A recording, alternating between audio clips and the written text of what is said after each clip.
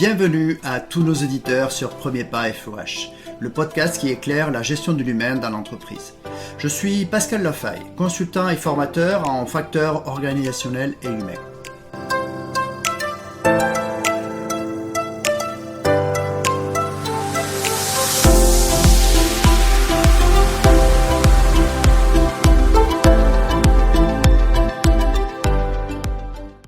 En santé-sécurité, les organisations vraiment ont tendance à séparer le mental et le corps. Et cette année, j'étais dans une réunion avec il y avait des HSE qui voulaient rajouter les risques psychosociaux dans l'analyse des risques liés à la sécurité. Et alors, grosse surprise, leur direction générale leur a rappelé que ce n'était pas la même chose. Il y avait protéger le corps et il y avait protéger le mental. Mais est-ce que ces deux choses fonctionnent séparément? Bien, la réponse, c'est non. L'un impacte l'autre. C'est ce qu'ont vu les HSE, mais sans vraiment savoir comment le formaliser et arriver à convaincre une évolution dans leur métier, dans la prise en compte des risques. Alors personnellement, cela fait vraiment des années que j'ai pu observer, analyser et comprendre certains de ces mécanismes parce que notre cerveau influe sur nos comportements et réciproquement, nos comportements peuvent aussi influer sur notre cerveau. Alors, pour parler de corps et de cerveau, d'esprit, mais quoi de mieux qu'une psychomotricienne? Et pour nous accompagner dans cette discussion, j'ai le plaisir de recevoir Floriane Combe. Bonjour Floriane. Bonjour Pascal. Alors, j'ai rencontré Floriane lors d'un atelier d'un réseau de dirigeants et je crois que c'était quelque chose de très rien à voir avec nos métiers, c'était sur les factures X, si je me souviens bien.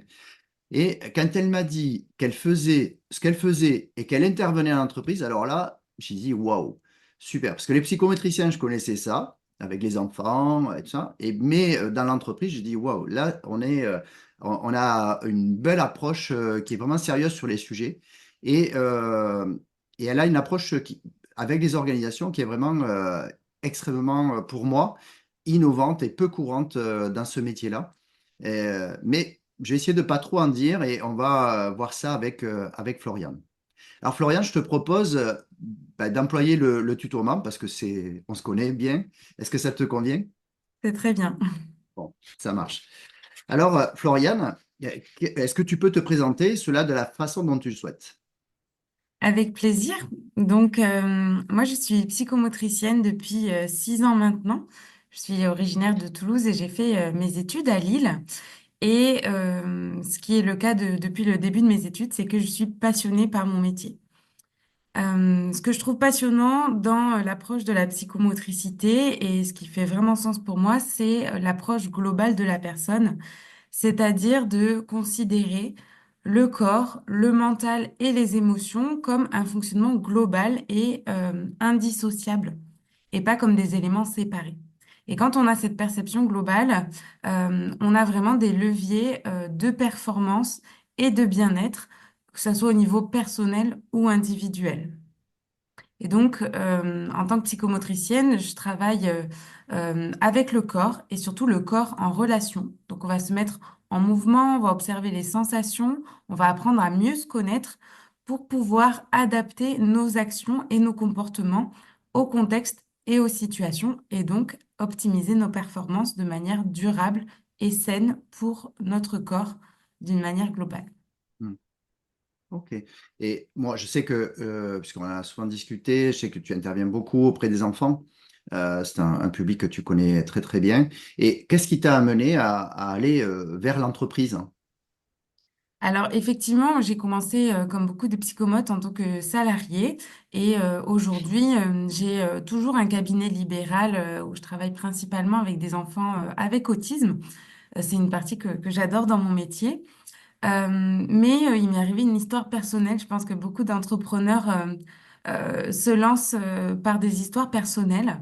En fait, il y a quelques années, dans mon cercle de personnes proches, j'avais pas mal d'ingénieurs et d'informaticiens qui étaient excellents sur le plan technique, voilà, de très très bons professionnels. Mais j'ai constaté que après seulement quelques années d'exercice, voilà, 1, 2, 3 ans, à peine sortis d'école, ces personnes-là étaient déjà confrontées à des risques professionnels importants, notamment avec du stress intense, des relations compliquées dans les organisations et des douleurs corporelles, voilà, des douleurs au niveau du dos, des cervicales, liées à ces activités qui sont très sédentaires et qui souvent, en tout cas pour ces personnes que je connaissais, étaient couplées à des loisirs également sédentaires.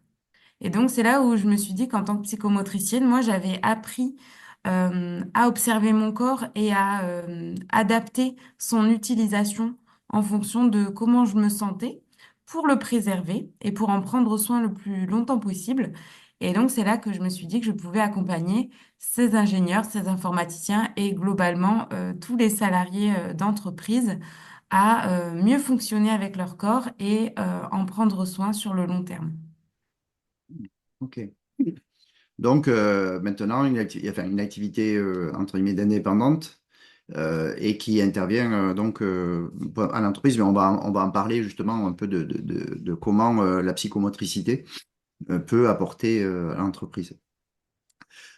Donc, ben, je vais aborder ce podcast parce que j'ai préparé, on se connaît depuis quelques années, voilà, on échange souvent parce que même l'axe psychologique dans les accidents de travail, c'est extrêmement intéressant et important et donc d'échanger avec des professionnels dont c'est le métier et qui connaissent aussi ces fonctionnements-là, c'est extrêmement enrichissant et ça permet de comprendre aussi des mécanismes.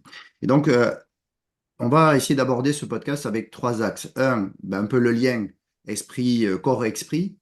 Deux, ben, voir comment la psychomotricité aborde les risques psychosociaux aussi, parce que tu as parlé justement des risques psychosociaux. Et pourquoi? Parce que je sais que je suis allé voir sur ton site, j'ai un peu lu tes articles de blog et tout pour préparer ce podcast. Et pourquoi une approche de la communication en psychomotricité. Parce que bon, la communication interpersonnelle, c'est un sujet que moi je traite aussi beaucoup, sur lequel je suis très sensible parce que en fait, on s'aperçoit que c'est vraiment un pilier des fois juste des consignes de sécurité, de la façon dont on échange avec les gens et dont on manage. C'est souvent un sujet qu'on travaille beaucoup avec les managers. Donc voilà, donc ça va être intéressant de voir l'approche avec la psychomotricité de ça.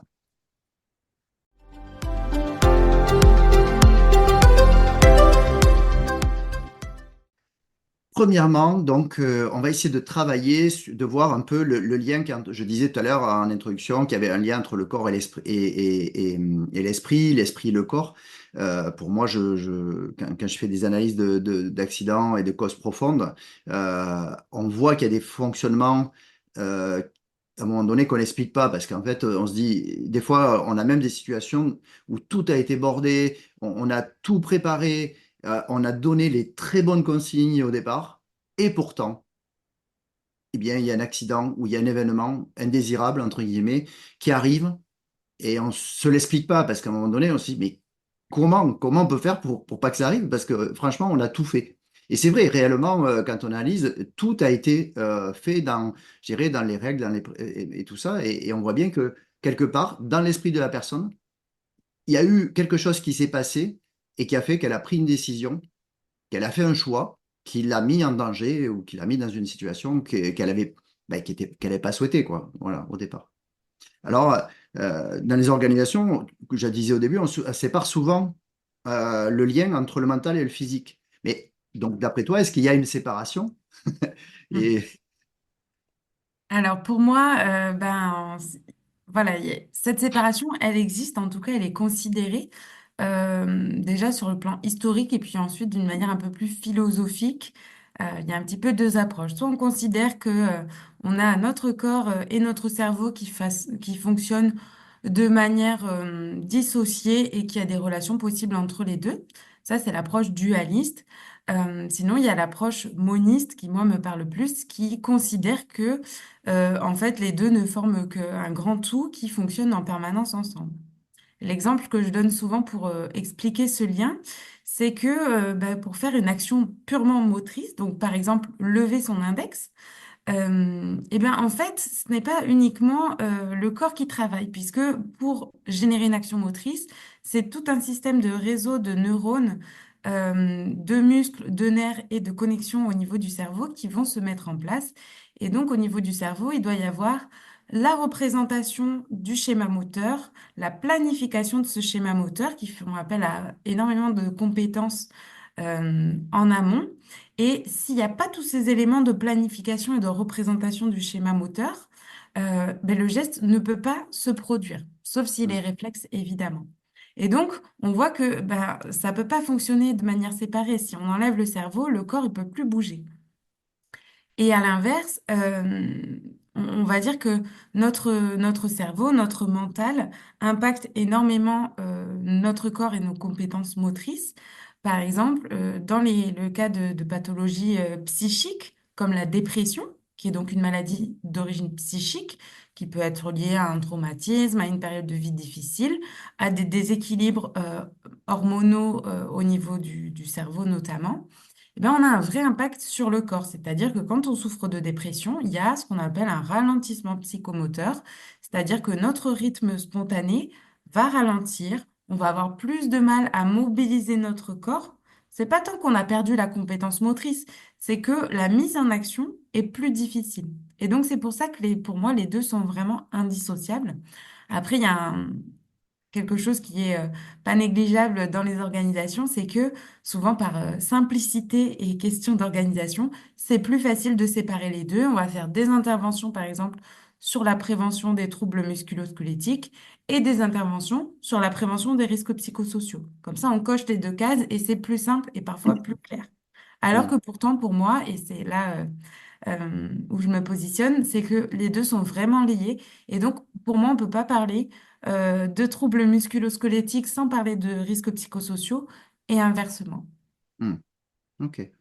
Et c'est, est-ce que tu as des exemples, par exemple, ou de situations où si on ne prend pas en compte les deux, ça a des conséquences graves, hein. Enfin, est-ce que le fait de dissocier, bon, moi, le fait de, comme tu disais, de séparer troubles musculo-squelettiques dans les formations ou les RPS, les risques psychosociaux, bon, c'est, ah voilà, j'ai répondu à mes deux obligations de moyens, j'ai formé les gens, j'ai deux cas séparés. Effectivement, ça encourage encore plus à ne pas, à en faire la distinction de par des obligations de moyens réglementaires.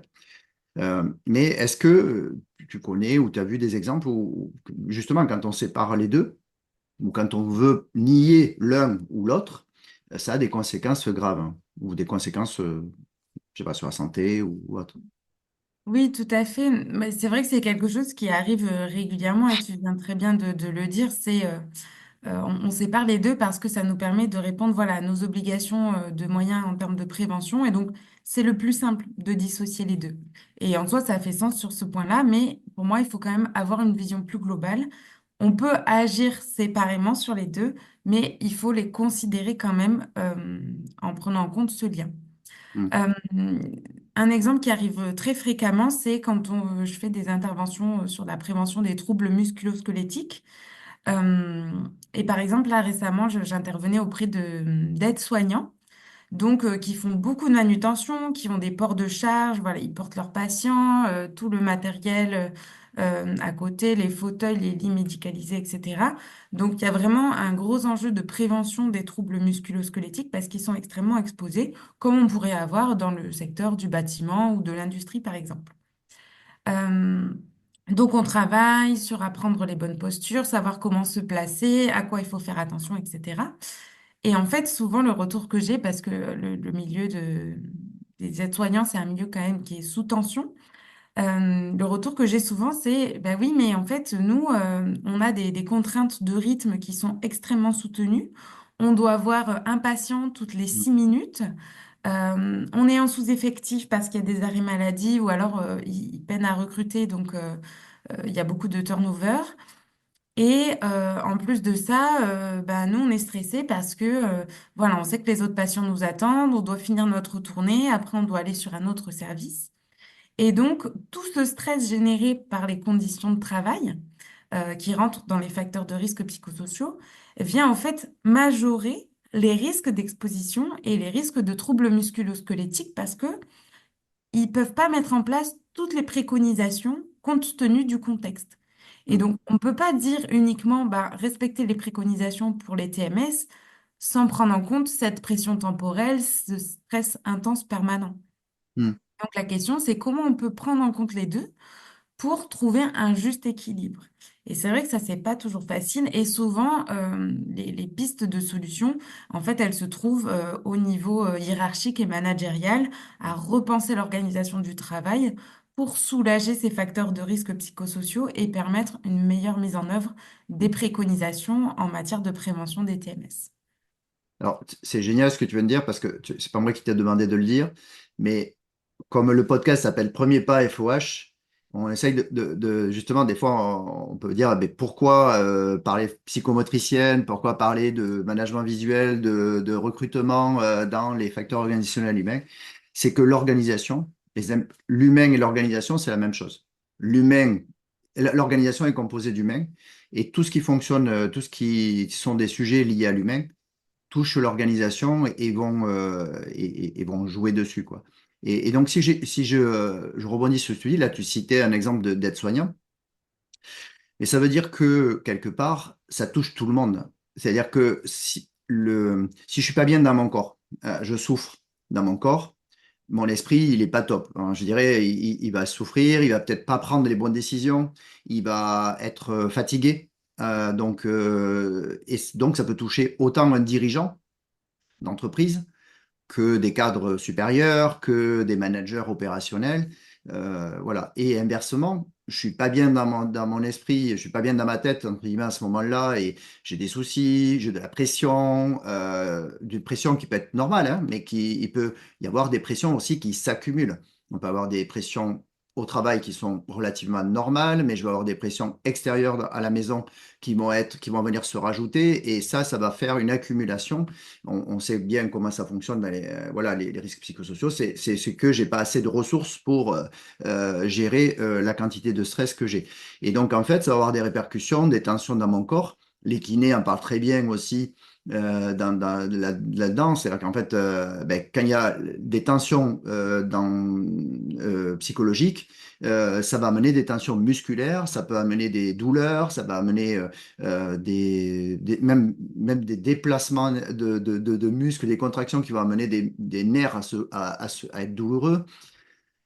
J'ai mal, donc je suis pas encore. Je rajoute de la pression psychologique. Je rajoute de la pression psychologique, je vais avoir encore plus mal. Et ça peut être vite un cercle vicieux.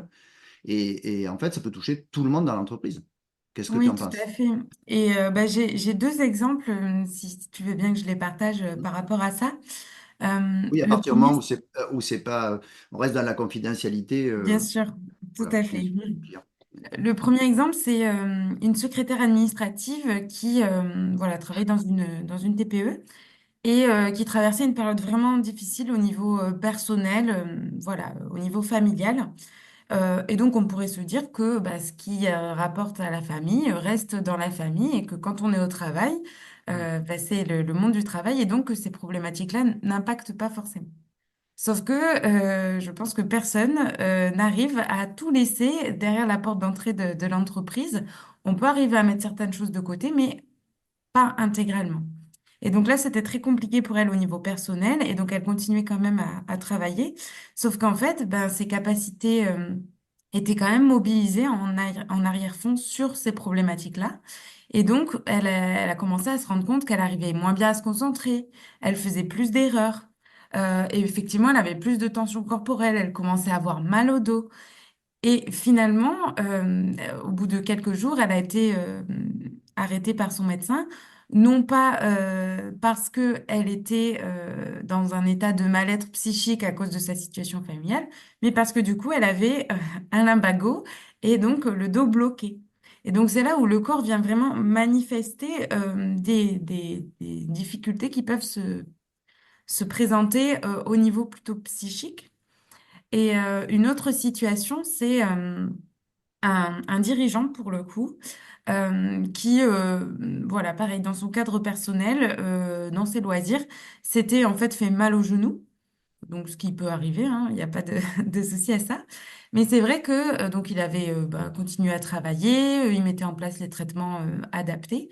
Sauf que ben, dans sa tête, effectivement, il y avait toujours cette petite douleur, ce petit signal qui revenait régulièrement.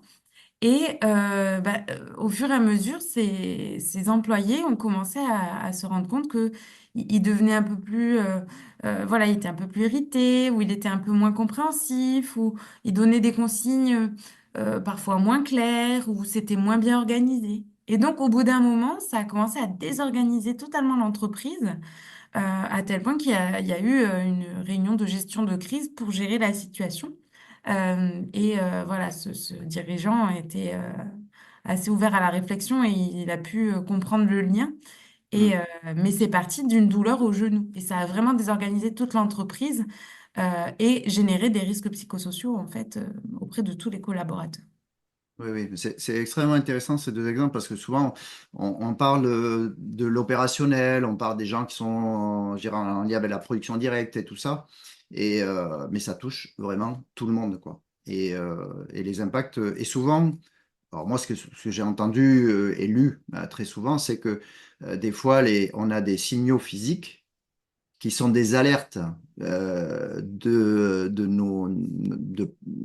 des alertes psychiques, psychologiques. Et ben, si on les écoute pas, ben, elles risquent de revenir encore plus fortes ou d'une autre façon parce qu'on ne les a pas écoutées. C'est-à-dire, entre guillemets, mais c'est juste des fois juste des alertes. En fait, c'est pas toujours des fois une vraie douleur. Non, mais bon, des fois, on peut se blesser parce que justement, ben, si je fais quelque chose de... Moi, je le vis très bien en montagne. Si, quand on fait un passage un peu difficile, si on est très concentré, très focus sur ce qu'on est en train de faire, globalement, il y a peu de chances, si on est expérimenté, il y a peu de chances qu'on se passe mal. Par contre, si à ce moment-là où il faudrait être focus, on est en train de penser à autre chose et qu'on n'a pas les yeux, par exemple, sur un pas ou sur un geste qu'on doit faire, là, effectivement, ben là, on peut se blesser. Et quelque part, c'est quelque part un signal où on l'écoute ou on ne l'écoute pas, mais où c'est extrêmement puissant. Mm. OK. Donc, Mais c'est c'est vrai intéressant. que Ouais. l'exemple que je donne souvent aux personnes que j'accompagne, c'est l'image du tableau de bord.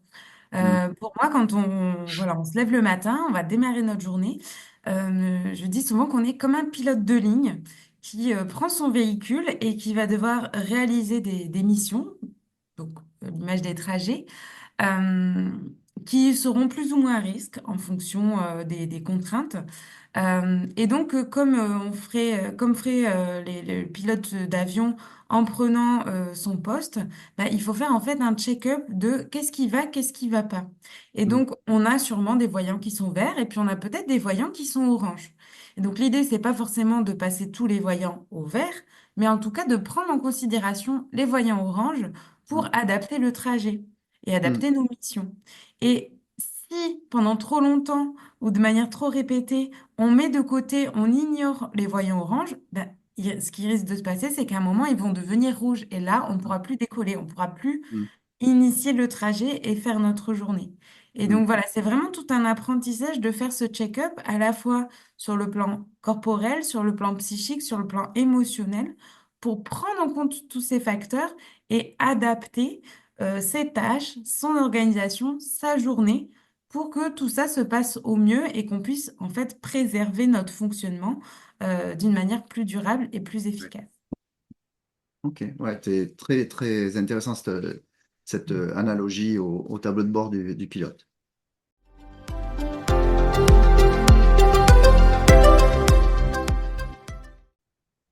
Alors, ben, je crois qu'on a bien compris le lien corps-esprit et on va passer à la partie 2 qui est comment la psychomotricité ben, aborde les risques psychosociaux. Alors, en préparant le podcast et dans les échanges qu'on a eus, tu m'as parlé du Congrès national des psychomotriciens. Et il était question dans une conférence de l'impact de la psychomotricité sur les risques psychosociaux. Est-ce que tu veux nous en parler?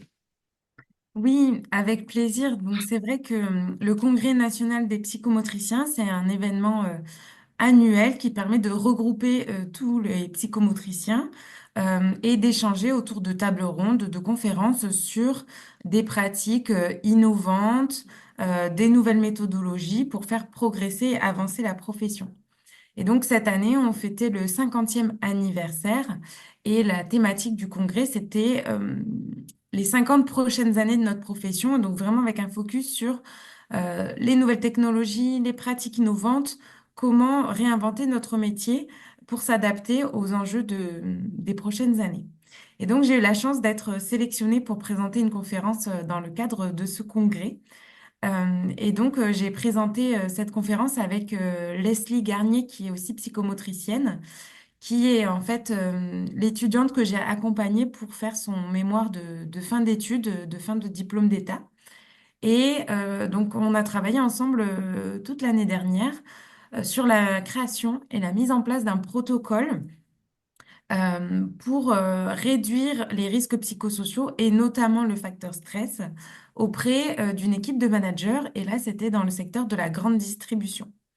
Donc, on a créé vraiment un protocole sur mesure et on a mesuré vraiment les impacts avant, après de la mise en œuvre de ce protocole, ce qui permet d'avoir des bases scientifiques qui permettent d'appuyer ce travail de recherche puisque comme on est une profession paramédicale, on base nos pratiques sur des pratiques qui sont validées scientifiquement. Et donc, les résultats ont été assez concluants. L'échantillon était assez réduit, donc ça, c'est quand même une des limites à prendre en compte. Mais les résultats ont été plutôt concluants avec une vraie diminution du niveau de stress perçu et surtout un réel intérêt des participants à poursuivre la pratique après la fin du protocole. Et cet intérêt qui a été aussi partagé par le dirigeant de l'entreprise. Donc ça, c'est vraiment super positif et très engageant pour la suite parce que ça montre que le psychomotricien a toute sa place pour prévenir les risques psychosociaux et réduire le stress auprès donc des managers, mais aussi des salariés. Et là, on a vraiment cet appui scientifique, ces mesures de résultats qui viennent confirmer ce en quoi moi je crois depuis longtemps, mais voilà, ça permet d'asseoir un petit peu plus cette légitimité. Et pour tout te dire, même si c'est pas encore officiel, là on est en train de travailler pour dupliquer ce modèle de protocole dans d'autres entreprises, ce qui nous permettra d'augmenter la taille de l'échantillon et d'avoir un impact plus conséquent, avec aussi pour les dirigeants un vrai bénéfice à avoir les résultats mesurés objectivement, des mesures de stress, des mesures d'impact avant et après l'intervention. Hmm. Ok, ouais, c'est extrêmement intéressant parce que, oui, oui, et puis en plus, bon, je connais bien les problématiques liées aux études et aux échantillons. Des fois, on a une intuition et ça part souvent d'une intuition ou de certaines intuitions et qu'il faut confirmer effectivement par la mise en pratique ou par les questionnaires. Ou, voilà, et plus l'échantillon est important, plus mieux c'est. Donc, c'est une très bonne nouvelle que, même si c'est pas officiel, que voilà, qu'il y ait d'autres entreprises, en tout cas, qui veulent supporter et apporter leur pierre au projet parce que effectivement, des fois, en tant que professionnel, on a une intuition qui a jamais été forcément formalisée. Et de pouvoir l'expérimenter et d'avoir des données, comme tu dis, avant-après, c'est extrêmement intéressant. Donc, ben, ça sera à suivre et on te suivra. Et t'oublieras pas de me tenir au courant et on relaiera tout ça. Il y a pas de, voilà, sur Premier Pas FOH, tu reviendras pour rien que parler de ça. Ça va être extrêmement intéressant. Avec grand Euh, plaisir. voilà. Et j'ai lu aussi dans un de tes articles de blog que tu combinais RPS et TMS. Et est-ce que tu peux nous expliquer cette démarche? Alors voilà, dans les limites de ce que tu veux nous partager, bien sûr. Effectivement, donc on en a déjà un petit peu parlé juste avant. Moi, je considère les deux comme vraiment liés et indissociables. Donc, effectivement, dans ma manière de travailler, c'est vraiment cette prise en compte de ces deux facteurs de risque professionnel dans les interventions. Donc, c'est vrai que euh, voilà, quand je vais dans une entreprise et que la demande, le besoin, c'est par exemple une formation sur un exemple qui m'arrive fréquemment, c'est la prévention des risques liés à la sédentarité. Donc, Mhm. pour des postes plutôt de support, des postes administratifs, on va réfléchir à mettre en place des stratégies pour rompre ce rythme sédentaire, rompre Mhm. cette sédentarité, donc notamment par la mise en mouvement corporel. Donc pour ça, il y a plein de solutions possibles. On peut faire des exercices qui mobilisent le corps, on peut changer de posture, on peut faire des pauses dynamiques, mais on peut aussi utiliser ce temps-là et ces ruptures de sédentarité pour agir sur les risques psychosociaux. Par exemple, en faisant des exercices de respiration qui vont aider à Mhm. réduire le stress. Par exemple, en faisant des exercices de décharge tonique et émotionnelle qui vont aussi aider à détendre les muscles, donc on a un impact corporel, et à réduire le stress perçu. Et donc, Mhm. moi, le format que j'ai trouvé pour vraiment combiner les deux, c'est de travailler sur la mise en place de pauses efficaces. Alors, ça peut paraître bizarre quand je dis que ce qu'on va travailler, c'est les pauses. Surtout en France, c'est un petit peu un sujet tabou, le sujet des pauses. Et pourtant, pour moi, c'est vraiment une des clés de la performance et de la réussite, c'est de savoir s'organiser, repenser son travail de manière plus séquencée, donc plus concise, ce qui va permettre de mobiliser au mieux les capacités attentionnelles et de savoir ensuite mettre en place des pauses qui vont être efficaces, récupératrices et stimulantes. Et donc, en fonction de comment on se sent sur le moment, pouvoir, voilà, soit faire un exercice qui va mobiliser les capacités physiques, qui va remonter le niveau d'énergie, un exercice qui va plutôt diminuer le niveau de stress et avoir un effet apaisant, ou plutôt un exercice qui va créer du lien social et favoriser la communication dans l'équipe. Et Mhm. donc, grâce à tous ces éléments qui sont combinés, ben, on agit à la fois pour réduire les troubles musculo-squelettiques, pour réduire les risques liés à la sédentarité, et en même temps, on réduit les risques psychosociaux parce qu'on réduit le stress, on favorise une communication qui est plus fluide et plus dynamique. Et donc, tout ça fait que ça fonctionne mieux et on gagne en performance et en bien-être à la fois individuel et collectif. J'aime beaucoup cette approche parce que déjà, elle rend beaucoup plus l'apprenant acteur de sa santé. Je veux dire, vraiment, il intervient dans sa santé. Et le fait de faire intervenir les deux, j'imagine très bien, enfin, je vois très bien les résultats qu'on peut avoir dans une journée parce que euh, rien que travailler sur sa respiration, rien que travailler sur, comme tu disais, des décharges émotionnelles, ça va amener un bien-être. Et donc, quelque part, à la fin de la formation, les gens vont associer j'ai bougé, j'ai fait des exercices et je me sens mieux. Donc, ben, si je veux continuer à me sentir mieux quelque part, pourquoi je continuerai pas? C'est-à-dire qu'en fait, il y a une prise de conscience que de dire, voilà, avec des choses simples, je peux faire. Et puis en plus, tu parlais de, c'est pas le sujet forcément là, mais enfin, quoi que si, dans ton métier, oui, l'attention. La capacité attentionnelle, et on sait très bien, hein, bon, il y a plein de techniques juste d'organisation pour conserver cette attention, mais faire des tranches, et il n'y a pas de durée parce que ça a donné, parce que ça dépend des personnes. Il y a des personnes qui ont des capacités attentionnelles de 20 minutes, il y en a qui ont des capacités de 45 minutes, voilà, donc c'est vraiment en fonction des personnes. Mais une fois qu'on se connaît, on sait quel est son créneau de temps optimum d'attention. Et après, ben, travailler ces pauses-là qui peuvent être très courtes, hein. Moi, je sais que par exemple, quand je suis au bureau, quand je fais une pause, je vais faire des étirements parce que le fait de rester assis, on peut avoir des douleurs avec l'âge au moyen fessier. On a des tendinites du moyen fessier juste dû à la position assise. Et bon, ben, je profite de ces pauses de 5 minutes pour faire juste deux étirements. Ça prend quelques secondes,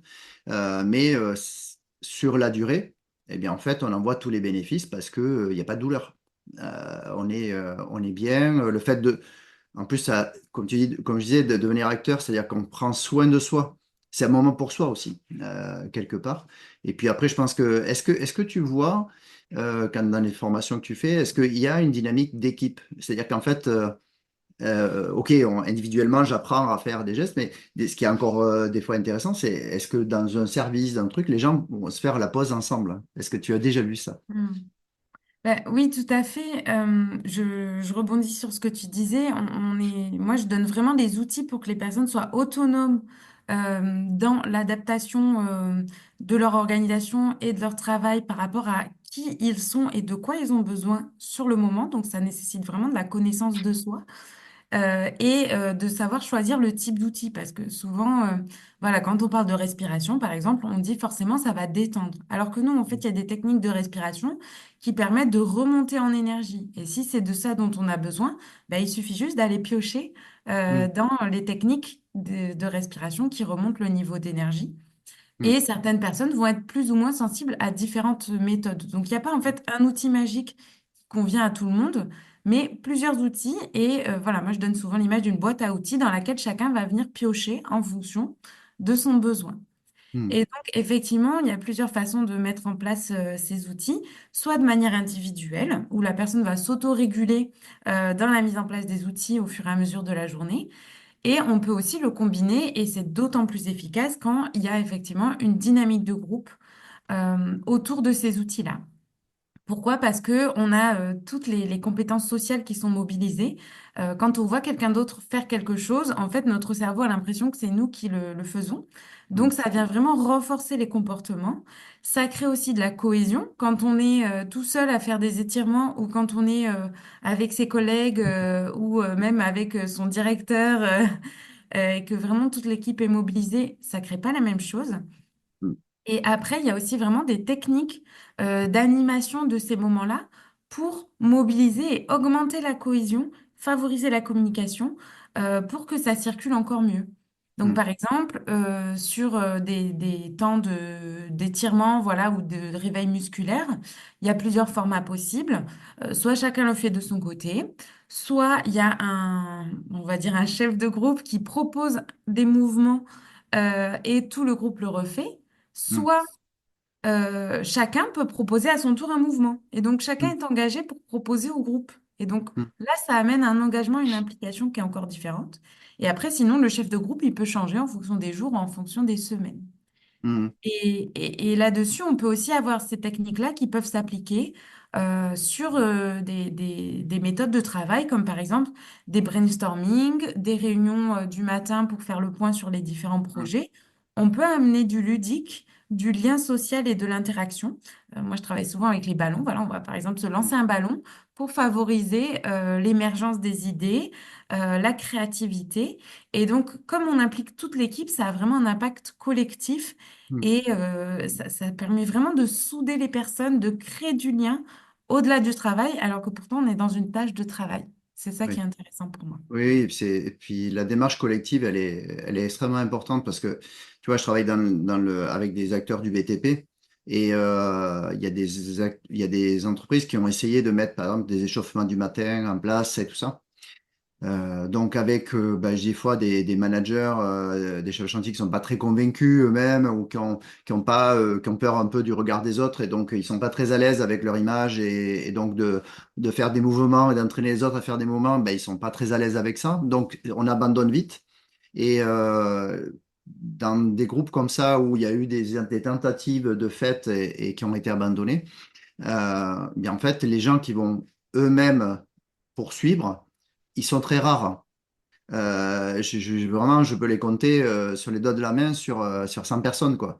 C'est-à-dire que celui qui va dire non, non, mais moi, m'échauffer, c'est super important, donc je m'échauffe, ben, rien à foutre de ce que, excusez-moi du terme, mais de ce que pensent les autres, s'ils me voient le faire, c'est extrêmement rare. Donc, plus il y a du collectif, plus effectivement, on va se dire, ben, au début, peut-être on sera pas trop envie, on n'aura peut-être pas trop envie, mais comme le reste le fait, ben on voit qu'il n'y a pas de jugement des uns et des autres. Voilà, et il faut, bien sûr, il y a tout un cadre à, à privilégier pour que ça fonctionne.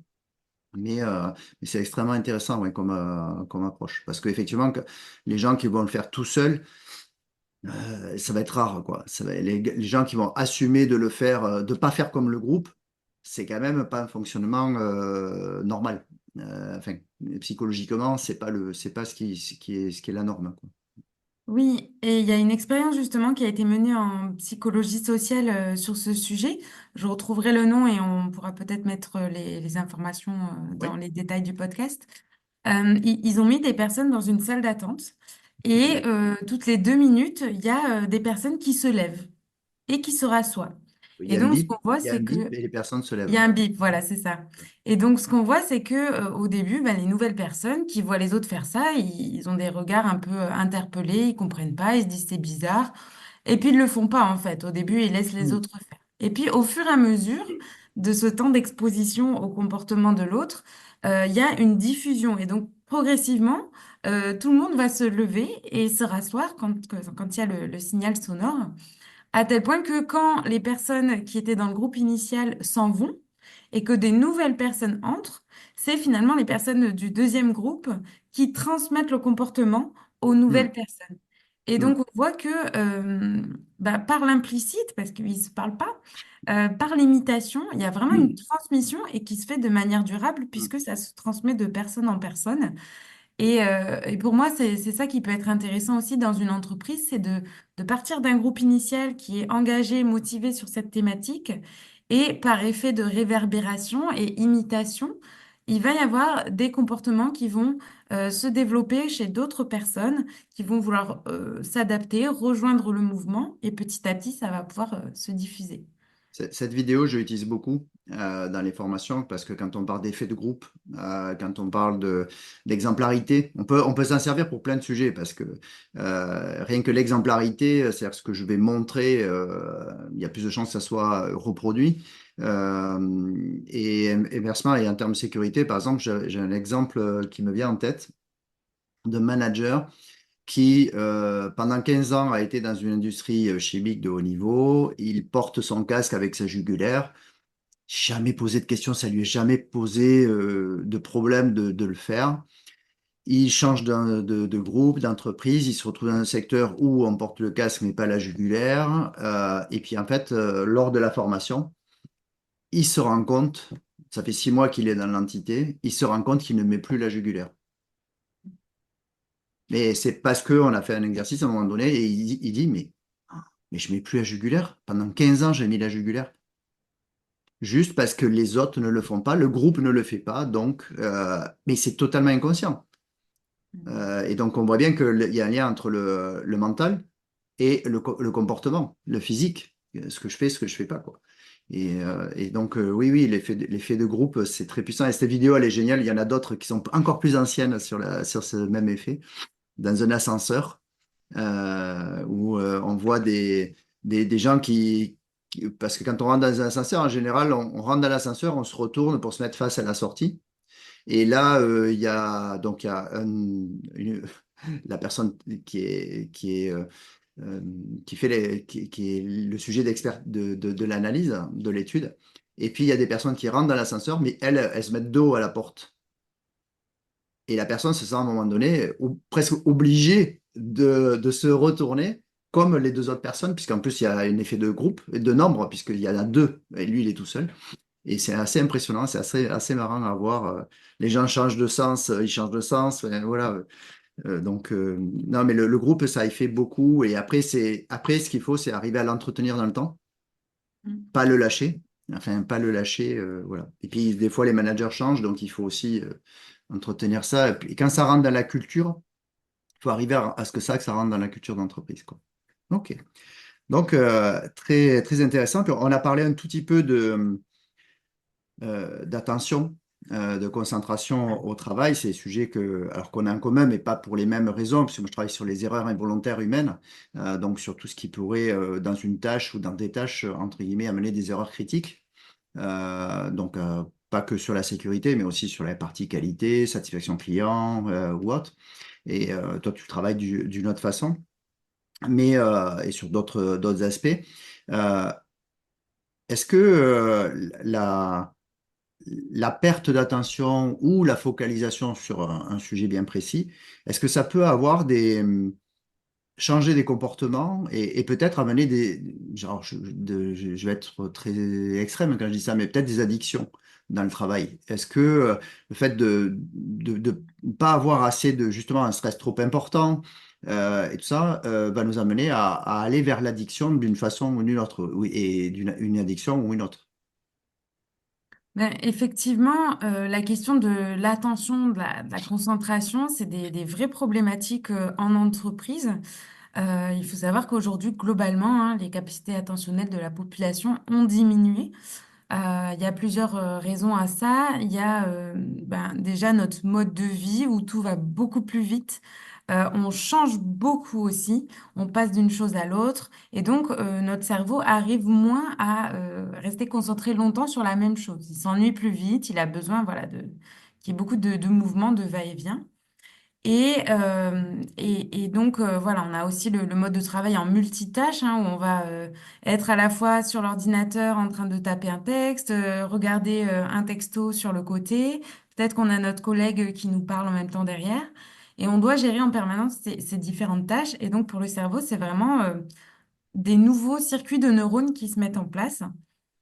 Et il y a aussi la question du facteur stress parce que le stress, normalement, c'est une réaction adaptative qui est très utile pour le corps, mais qui doit être de courte durée face à un danger. Historiquement, le stress, c'était quand on était face à un lion ou un mammouth qui nous courait après et qu'on devait vite, vite réagir pour s'y adapter et rester en vie. Aujourd'hui, et tant mieux pour nous, on n'a plus de lions ou de mammouths qui nous poursuivent dans la rue, mais des fois, on a des patrons, des managers, des contraintes financières, personnelles, plein d'éléments qui génèrent du stress, qui font que ça vient puiser dans nos capacités attentionnelles et ça vient prendre comme ça un petit peu de la charge mentale. Et donc, ça impacte nos capacités attentionnelles. Et donc, c'est vrai que par rapport à ça, on peut avoir tendance, surtout quand on est en zone de stress élevé, à s'orienter vers des choses qui vont nous procurer beaucoup qui vont beaucoup stimuler notre circuit de la récompense. Donc ça, c'est ce qui fait qu'on a envie de faire des actions et qui vont avoir un impact immédiat. On a de plus en plus de mal à attendre l'impact de nos actions. Et c'est pour ça que les actions longues sont plus difficiles. Et donc, qu'est-ce qui génère, par exemple, qu'est-ce qui stimule beaucoup notre système de récompense et qui a un impact immédiat? Ben, il y a par exemple les écrans et notamment les réseaux sociaux. Quand on scrolle sur un réseau social, par exemple sur Instagram, en fait, ça va très vite. Donc, la durée de réaction, elle est très courte et ça crée tout de suite des émotions et ça crée tout de suite, ça active notre circuit de la récompense. Et à chaque fois qu'on change de vidéo, par exemple, on active notre circuit de la récompense qui a envie de voir ce qu'il y a après. Et ça, c'est infini. Donc, effectivement, ça peut créer des addictions comme ça.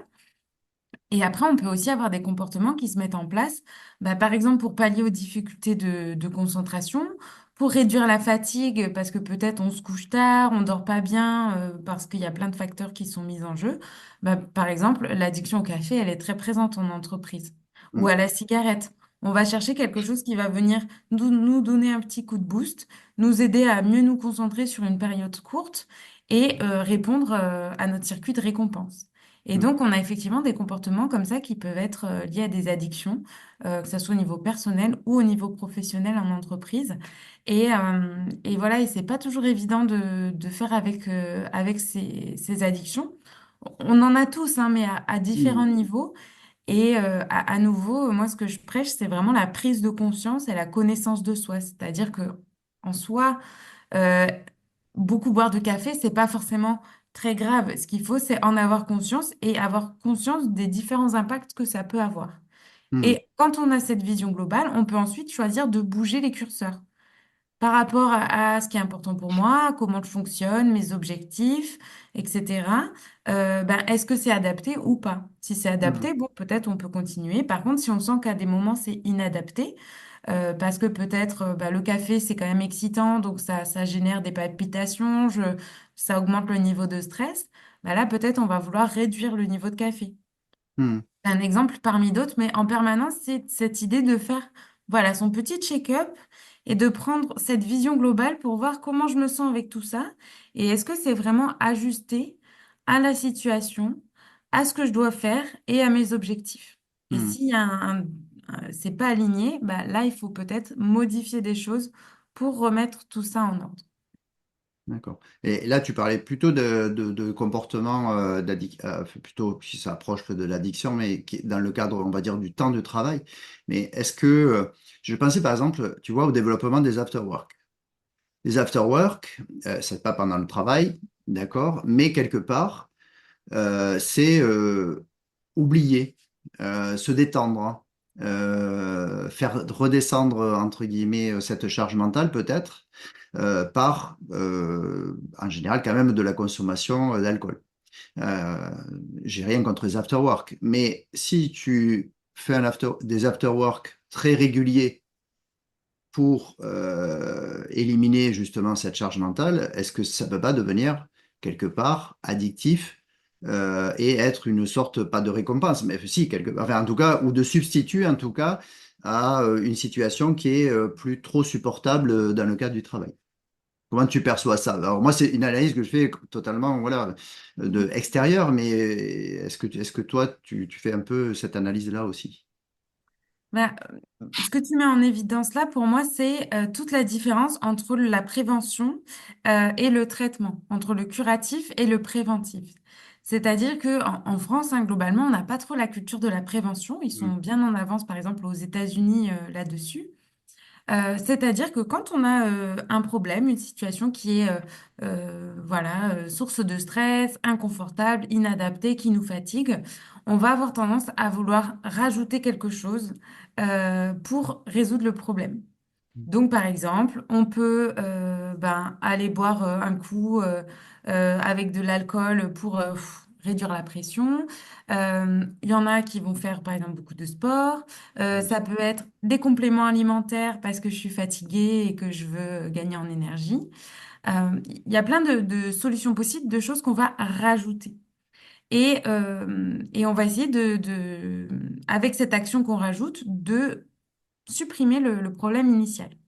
Mais en fait, ça ne vient pas l'enlever. C'est comme si on met un mm, pansement sur une blessure, ça n'enlève pas la blessure, juste ça vient couvrir. Et en prévention, la démarche, elle est vraiment très différente, c'est-à-dire que c'est réfléchir en amont à quelles actions on peut mettre en place pour soit réduire ce qui va se manifester après, mm, réduire le problème, mm, soit éviter carrément qu'il n'apparaisse, soit faire en sorte que quand il va apparaître, ça se passe quand même mieux. mm, Et c'est ce que je vois souvent, par exemple, souvent le sujet des congés, c'est un sujet que je trouve très intéressant, c'est que voilà, souvent je vois plein de gens qui sont en stress intense, c'est compliqué dans leur entreprise, il y a beaucoup de travail, ça se passe pas très bien, mais ils ont juste hâte, leur seule hâte, c'est qu'il y ait des congés pour partir loin, déconnecter totalement, et quand ils reviennent, ils pensent déjà au prochain congé. mm, Et donc là, pour moi, on est dans vraiment de la solution temporaire, on est dans du mm. curatif. C'est-à-dire que c'est pas les vacances qui vont aider à améliorer la Oui, situation. C'est quelque chose on peut mettre en place en amont pour que la situation de travail se passe mieux. Et peut-être que s'il y a moins de stress, si ça se passe mieux, si la charge de travail est mieux répartie, ben on aura moins besoin d'avoir ces vacances où on doit tout couper et quand on rentre, on a juste hâte de repartir. Et oui, et puis donc, c'est surtout, là où vraiment mettre en place des petites actions régulièrement en mm, amont, ça permet de, en fait, homogénéiser, mieux répartir toutes les charges auxquelles on est soumise et qui font qu'on est en fait en meilleure santé, notre corps mm. est mieux optimisé de manière plus durable. Oui, dans l'exemple que tu donnais, les congés là, deviennent une soupape et une réparation et pas un projet constructif. Je veux dire, d'aller découvrir quelque chose, d'aller apprendre. En fait, il y a même pas le côté énergisant du congé qui pourrait dire, tiens, on va aller faire un truc qu'on n'a jamais fait, où il y a toute une préparation derrière et une énergie qui se construit, une attente de ces congés-là qui arrivent. Mais là, l'attente, elle est plus pour euh, venir faire une coupure et réparer, et ils sont même pas forcément bénéfiques. Enfin, ils sont pas bénéfiques parce que ils vont juste être une soupape. C'est ça, tout à fait. Intéressant. Ok.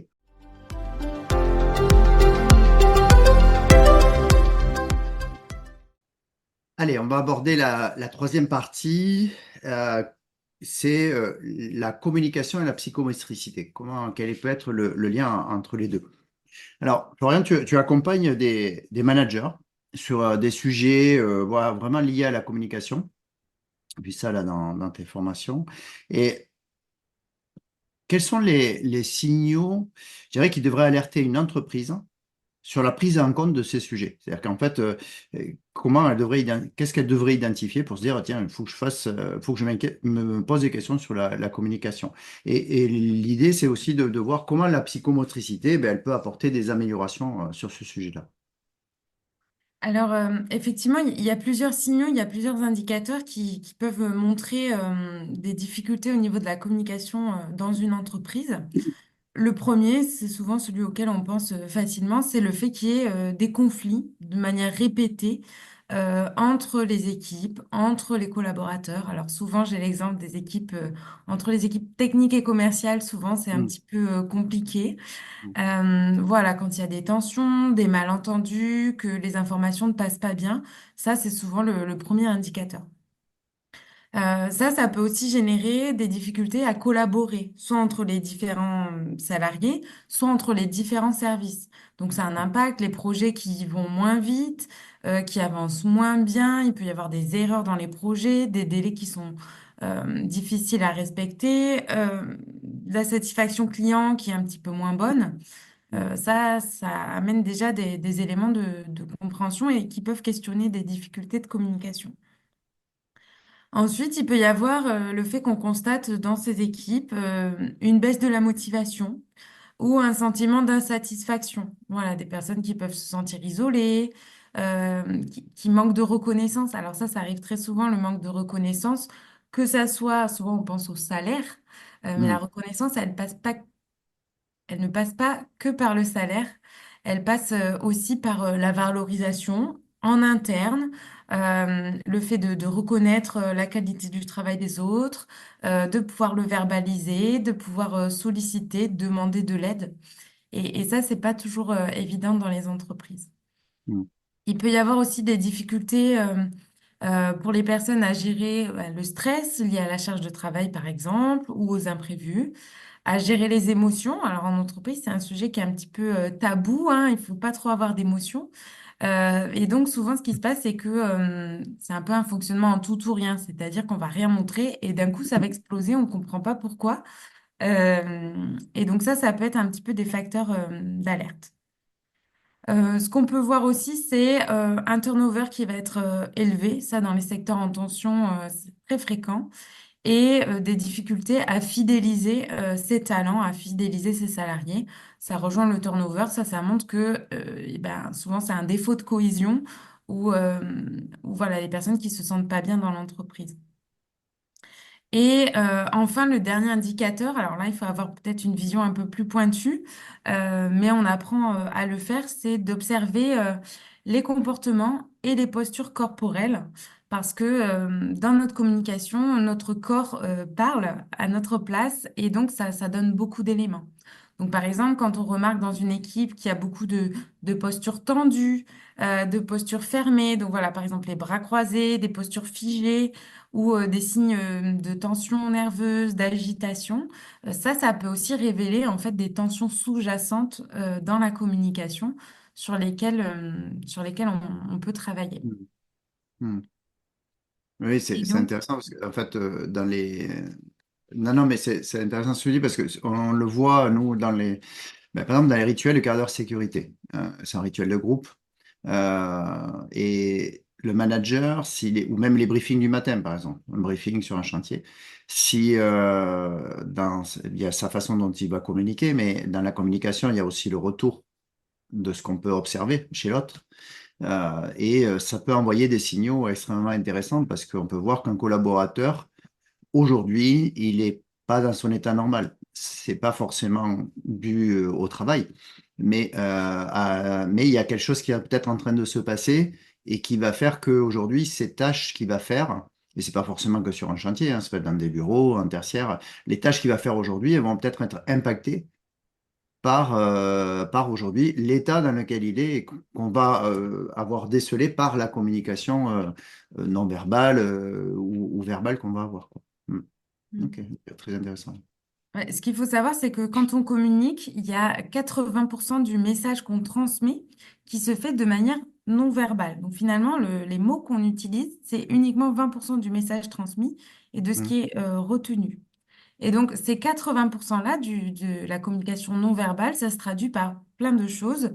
C'est les appuis au niveau corporel, c'est la posture, c'est le niveau de tonicité du corps, c'est l'orientation du corps, c'est la position du regard, ce sont les mimiques, c'est l'intonation, c'est le rythme respiratoire.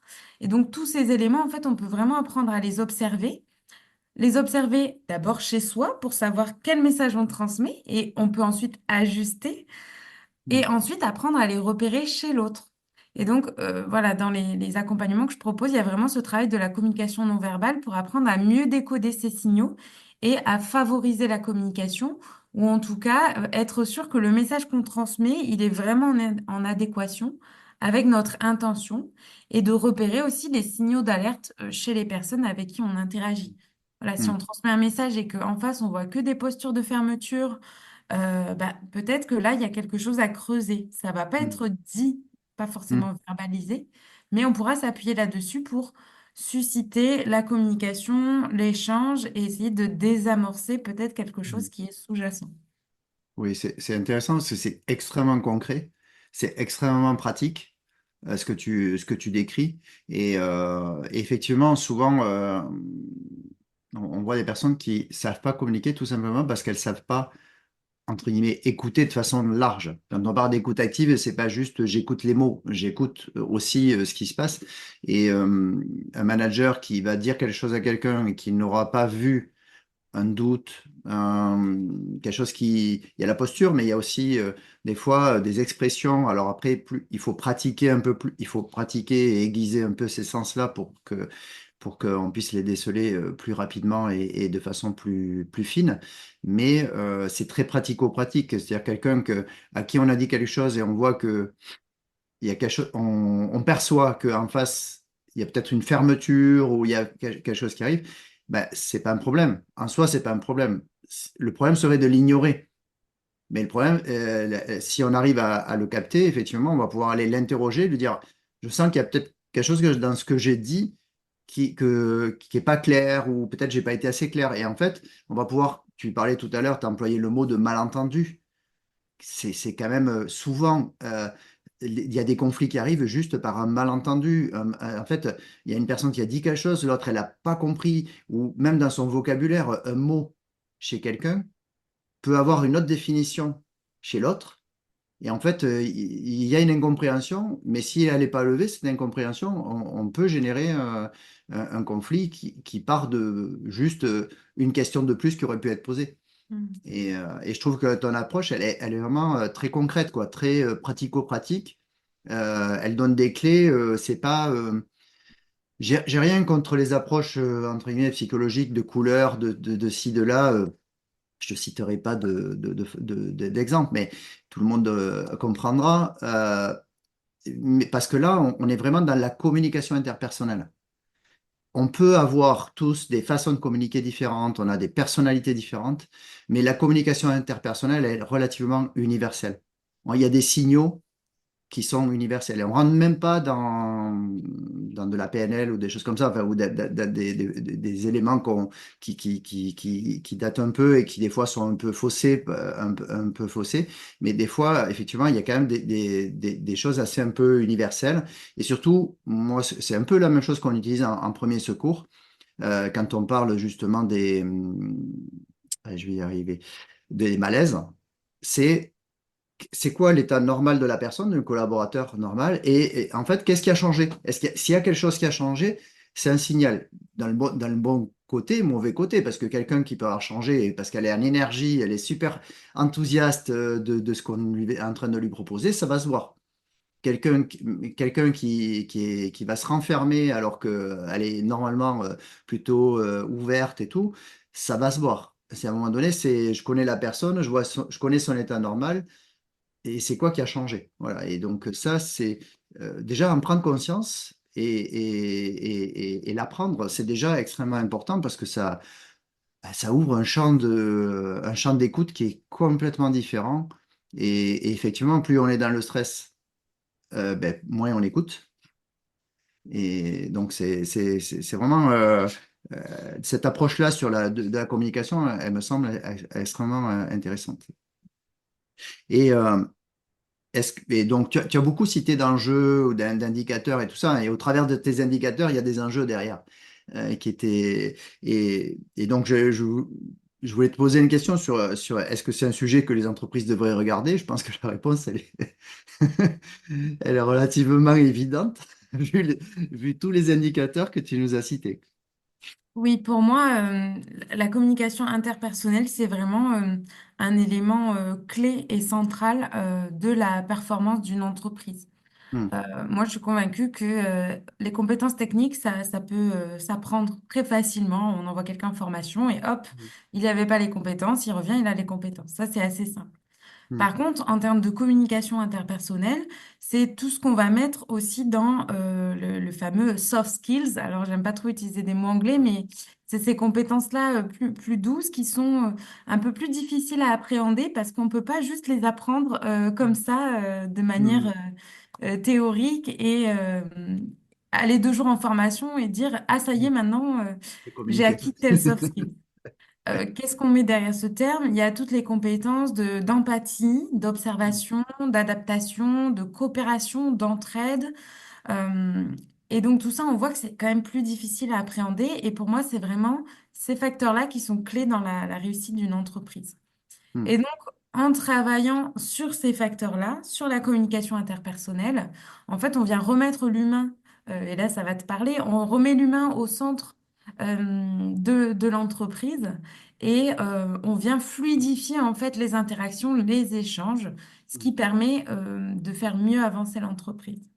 Et tu vois, juste avant, on donnait des exemples de comment la communication non verbale peut impacter les relations. Un exemple qui arrive très, très souvent, c'est un manager qui va aller voir son collaborateur. On va partir sur des postes administratifs. Donc voilà, le collaborateur qui a son poste de travail sur l'ordinateur et le manager qui va lui demander de clôturer un dossier pour la fin de la semaine. Avec la même phrase, j'aurais besoin que tu clôtures ce dossier pour vendredi. Si le manager est debout à côté de son collaborateur qui est assis à son bureau, ça crée tout de suite une posture qui est très différente de si le manager prend une chaise et s'assoit à côté de son collaborateur. Le hmm, message verbal, c'est exactement le même, mais le message non verbal, il est très différent. Et donc, dans ce qui va être reçu par le collaborateur, ce ne sera pas du tout la même chose et ça ne va pas générer la même réponse ensuite derrière. Et hmm, donc, c'est ça qui est vraiment important d'apprendre à vraiment, c'est observer, prendre conscience et ensuite pouvoir agir pour modifier ces comportements non verbaux. Et donc, tout ça, ça va contribuer à fluidifier la communication, amener de l'explicite sur des choses qui sont implicites. Et donc, tout ça, ça va faire que l'organisation de l'entreprise va mieux fonctionner parce que les humains ensemble vont arriver à mieux fonctionner ensemble. hmm. J'adore. J'adore vraiment. Je bois ces paroles. Non, non, mais c'est tellement. Non, mais pour nous qui sommes au milieu au sein des organisations, et en fait, qui voyons plusieurs organisations, parce que on peut être au sein d'une organisation et puis on voit que notre spectre environnement voilà. Mais nous, on a la chance, quelque part, d'aller dans des organisations différentes, des métiers différents, des tailles différentes, et d'observer exactement les mêmes problématiques. Et c'est pour ça que j'adore ce que tu dis, parce que, en fait, tout le monde peut travailler ensemble, mais surtout, et en plus, et ça doit, il faut vraiment que les dirigeants entendent ça, c'est qu'ils vont travailler ensemble, mais en plus dans la même direction. Parce qu'en fait, c'est ça des fois le problème. Bon, bien sûr, il faut travailler ensemble, mais surtout, on fait quoi ensemble? On va où ensemble? Et ça, c'est beaucoup, beaucoup le rôle des dirigeants, d'aller créer ce sens-là, qui est très peu, qui est encore un gros manque, qui pourrait être un autre sujet. Et, j'ai pas encore trouvé quelqu'un qui pourrait vraiment, qui est vraiment là-dedans et ça, mais c'est vraiment trouver du sens, c'est extrêmement important parce qu'on travaille sur les valeurs, on travaille sur plein de choses, mais les valeurs sont pas forcément partagées par tout le monde. Mais par contre, savoir où on va aller, c'est extrêmement important, quoi.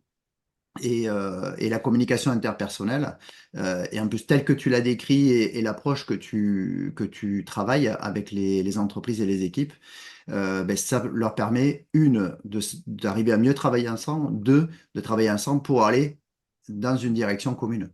Et ça, c'est extrêmement gratifiant, c'est extrêmement. On parle de bien-être au travail, mais le bien-être au travail, c'est ça. c'est déjà ça. C'est-à-dire, si on arrive à se parler correctement, en tant que manager, à donner de la reconnaissance verbale et savoir la donner. On parlait bien sûr que les gens, quand ils parlent de reconnaissance, c'est la reconnaissance personnelle du travail, elle vient bien avant la reconnaissance salariale. Enfin, salarié, oui, du salaire, par le salaire, par la rémunération. Mais faut-il encore en avoir conscience en tant que manager, en tant que dirigeant? Faut-il encore comprendre comment la donner? L'exemple que tu donnais de la posture, c'est extrêmement important.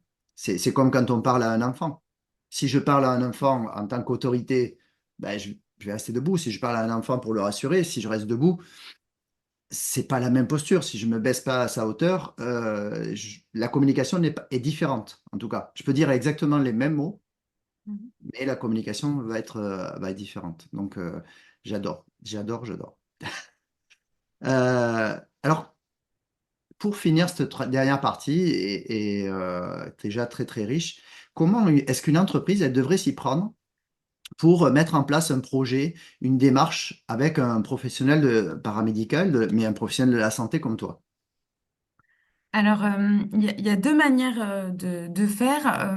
La plus connue, souvent, c'est de solliciter les services de santé au travail et de médecine du travail qui sont à disposition des entreprises. Ils ont des équipes pluridisciplinaires. Alors, ils n'ont pas encore de psychomotriciens, mais peut-être que ça viendra dans les prochaines années.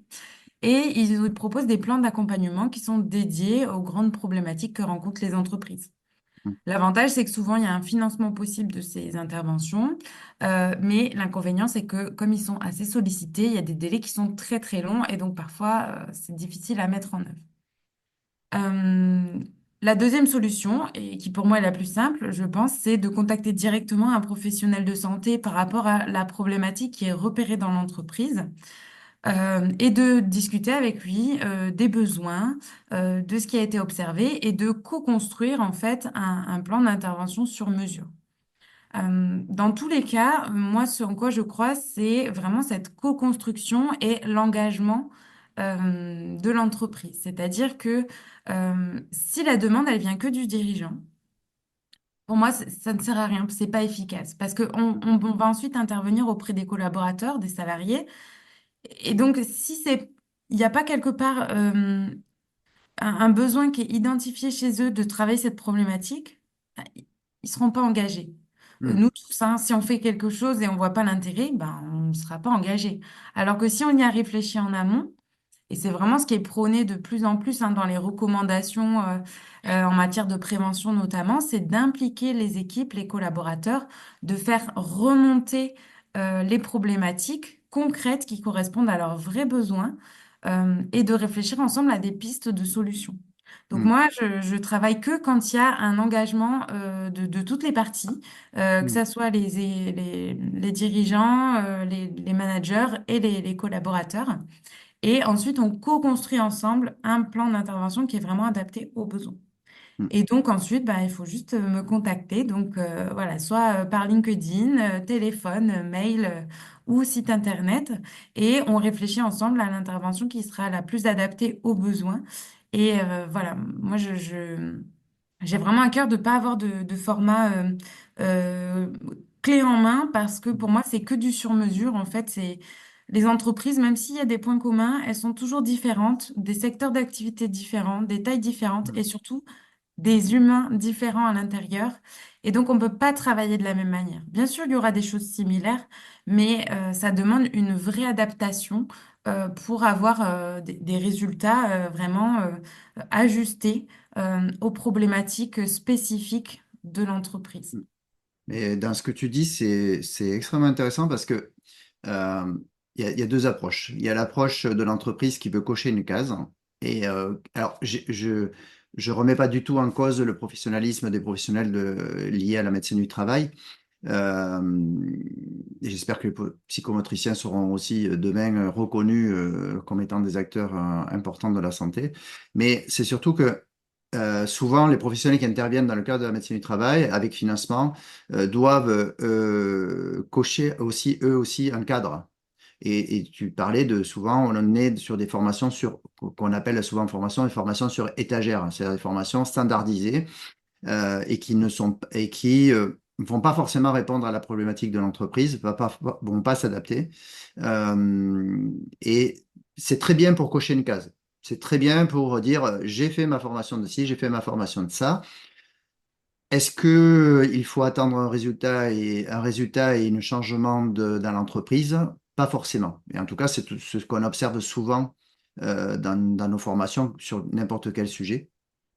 Pas forcément que les TMS et les RPS. Et voilà, et l'approche que tu dis et qui n'est pas que la tienne, hein, qui est d'autres professionnels, même d'autres sujets, pas forcément liés que à la santé, c'est, voilà, on va travailler ensemble sur vos attentes, sur vos besoins, et on va proposer une solution euh, vers laquelle on va se donner toutes les chances, en tout cas, d'obtenir des résultats et des changements. Et là, c'est pas un coût de formation, c'est un investissement de formation. Parce que derrière, on va aller rechercher des changements qui vont amener une fluidité, on parle de communication, fluidité dans la communication, donc quelque part, moins d'erreurs, moins de non-conformité quand on parle de qualité, avec des termes de qualité, moins d'écart, un gain de temps dans la réalisation de projets, de tâches et tout ça, moins d'énervement, enfin moins de conflits, sachant que les conflits sont nécessaires, hein. Je veux dire, moi je suis pas à dire il faut pas du tout de conflits. Les conflits, ça veut dire on est en désaccord, mais il faut savoir se parler quand on est en désaccord. On peut être en désaccord et trouver et savoir communiquer pour pouvoir trouver une solution, une décision dans laquelle on soit d'accord d'avancer. Je dirais à un moment donné, on fait des compromis hein, dans plein de choses. Mais ça fait partie de la communication qu'on apprend à faire. Mais là, dans la démarche qu'on va avoir avec un professionnel, où on va travailler plus individuellement, peut-être on n'aura pas de financement, mais quelque part, on va le retrouver à fois 5 fois 10 peut-être, parce que derrière, voilà, si on a été vraiment impliqué soi-même, puis derrière aussi, il y a un côté d'implication. C'est-à-dire que quand souvent, les gens le disent, quand on fait quelque chose de gratuit quelque part, on n'est pas autant impliqué, on le fait, et puis voilà. Alors que si on investi quelque part, on a plus de chances de motiver les gens à aller à la formation, à intégrer ça, parce que c'est aussi souvent le rôle du professionnel de dire, voyez, on peut l'intégrer là-dedans, on peut faire ça comme ça. Euh, c'est une opportunité. Moi, par exemple, je fais des formations où je vais même livrer un kit de communication. Après, l'entreprise, elle s'en sert pas, mais en tout cas, je lui mâche un peu le travail en lui disant, ben, voyez, on peut faire ça. En même temps, ce que vous faites là, ben, en fait, vous pouvez le récupérer là, là, là, sur d'autres domaines. C'est ce que j'appelle moi les opportunités. C'est-à-dire que j'ai une obligation entre guillemets réglementaire ou j'ai une obligation entre guillemets d'améliorer la performance de mes équipes. Parce que sinon, ben, mon entreprise, elle va pas avancer. Ben, j'en fais d'autres opportunités commerciales, marketing, clients, des fois même clients, hein. Mm. C'est impressionnant des fois quand on est un peu ouvert, on peut et justement qu'on voit les choses de façon systémique ben, on trouve plein d'opportunités à droite à gauche, quoi. Donc, on mettra tous ces liens-là, tu me transmettras tous les bons liens. Je mettrai lien LinkedIn, site, ce que tu souhaites, voilà, sur lesquels on pourra revenir vers toi. Donc, merci beaucoup, Florian, pour tous ces éclairages. Et je pense qu'on connaît mieux, j'espère que les auditeurs ont mieux compris comment une psychomotricienne peut aider dans l'entreprise. Mais en tout cas, comment ce métier-là, qui est souvent connu, c'est vrai qu'on connaît souvent ce métier par les enfants, mais pas vraiment dans cette approche-là. C'est pour ça que j'ai souhaité t'inviter dans ce podcast, parce qu'il y a un vrai apport voilà, qui est intéressant pour les entreprises. Donc, vraiment, moi, je retiens qu'il y a vraiment un lien corps-esprit, esprit-corps. Alors, on peut employer plein de mots différents, hein, mais entre guillemets, que le mental agit sur le comportement, mais que aussi ce qu'on peut ressentir physiquement ou une blessure physique peut agir sur notre mental et changer nos comportements. Je retiens aussi que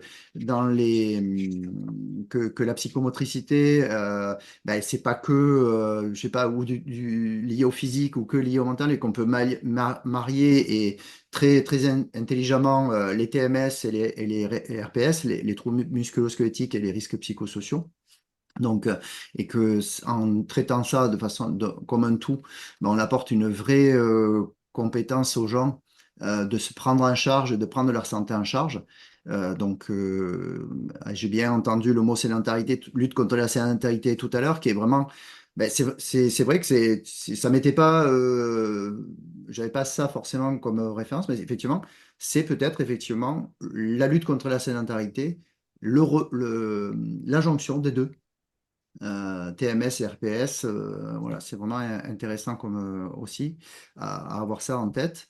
Que en communication interpersonnelle, voilà, il y a vraiment des enjeux importants, et que justement une psychomotricienne qui est à l'écoute et qui est formée pour ça, qui est formée pour avoir justement cette écoute à la fois corporelle, la façon dont on peut se poser, se poster, et ce qu'on peut dire, tout ce qui peut être généré par justement notre psychique.